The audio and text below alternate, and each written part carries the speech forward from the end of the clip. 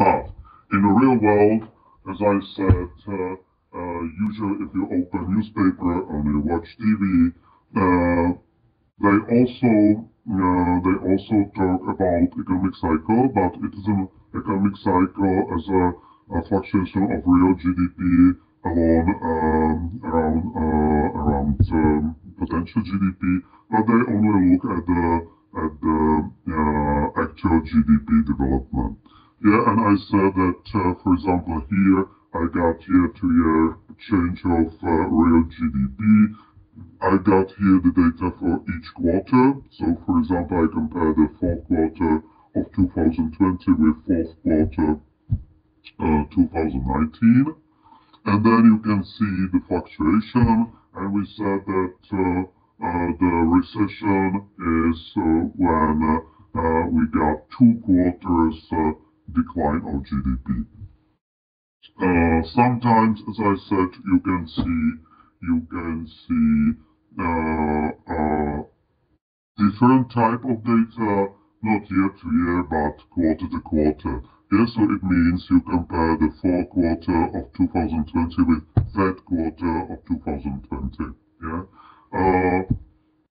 As I said, sometimes if you compare, not sometimes, but if you compare quarter to quarter, there could be some seasonal effects, yeah, because not all quarters of the year are the same as we talk about the GDP. Usually the strongest is, for example, the fourth quarter, the last, and the weakness is the first quarter. Yeah, but it could be different in different countries, in different periods, and so on.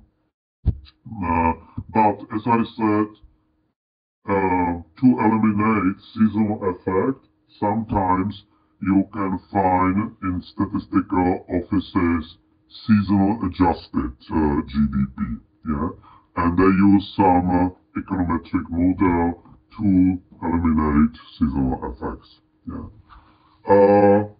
Here I got year-to-year change of growth of the real GDP. It doesn't mean that all components of GDP fluctuates at the same rate. Here I had consumption and investment, also year-to-year changes, and you can see that more variability we can find in fixed investment. Yeah, for example, here in 2009 we had a deep decrease of